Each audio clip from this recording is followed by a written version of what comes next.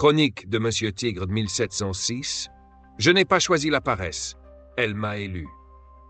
Je ne suis pas pressé, je ne l'ai jamais été. La vitesse est une invention des gens tristes, pressés d'arriver nulle part. Moi, j'arrive quand le vin est à la bonne température, pas avant. Je m'appelle Monsieur Tigre. Oui, avec majuscule. Ce n'est pas de l'ego, c'est de l'héritage. Je suis né en 1602, quelque part entre la Loire et un pique-nique qui a mal tourné. Naissance féline et mondaine. Je suis sorti du ventre de ma mère avec un accent.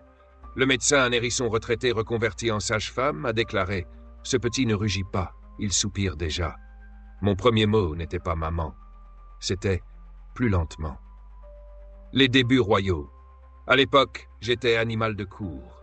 Oui, de vrai cour. Versailles, Tuileries, les jardins, les potins.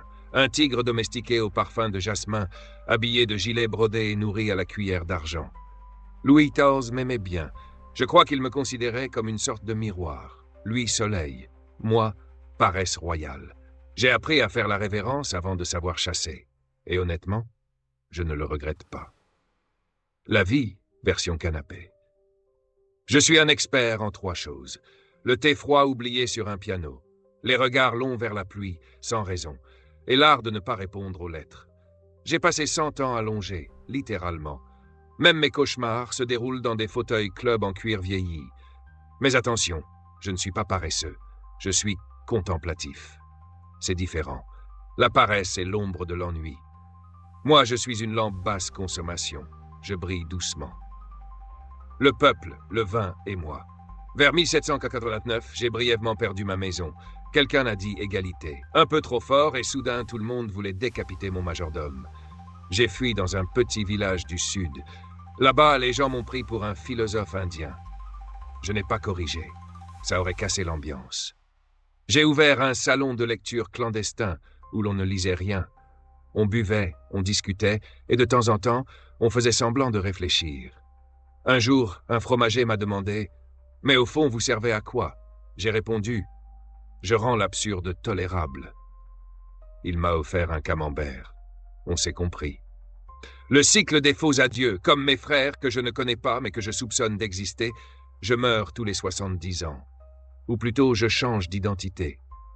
La dernière fois, j'étais Monsieur Belair, expert en fontaine publique. Cette fois, je suis Monsieur Tigre, collectionneur de silence. La rumeur dit que j'ai un fils caché en Bretagne. Faux. C'est moi, sous une autre moustache. L'amour, très peu pour moi. Je n'ai jamais été marié, pas par choix, mais par paresse administrative. Les formulaires de mariage, c'est de la poésie bureaucratique, et moi je préfère les tragédies qui tiennent en 3 phrases. Elle est arrivée, elle a ri, et puis elle a vu la vaisselle. Ma philosophie? Simple. Ne jamais courir, sauf si une tarte se sauve.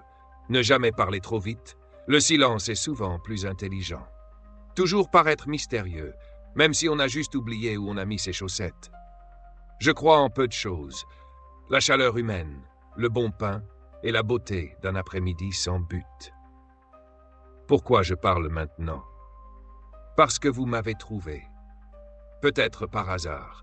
Peut-être parce que le monde moderne vous fatigue autant que moi.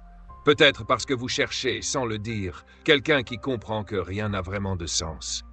Et que c'est justement pour ça que c'est beau. Je ne suis pas là pour enseigner. Je suis là pour observer. Et parfois rire doucement dans ma barbe en écoutant les vents changer de direction. Monsieur Tigre, philosophe sans diplôme. Fantôme à fourrure. Témoin fatigué d'un monde qui court vers l'oubli avec des chaussures mal lacées. Je ne suis pas une légende. Je suis une habitude qui refuse de disparaître. À bientôt, ou pas.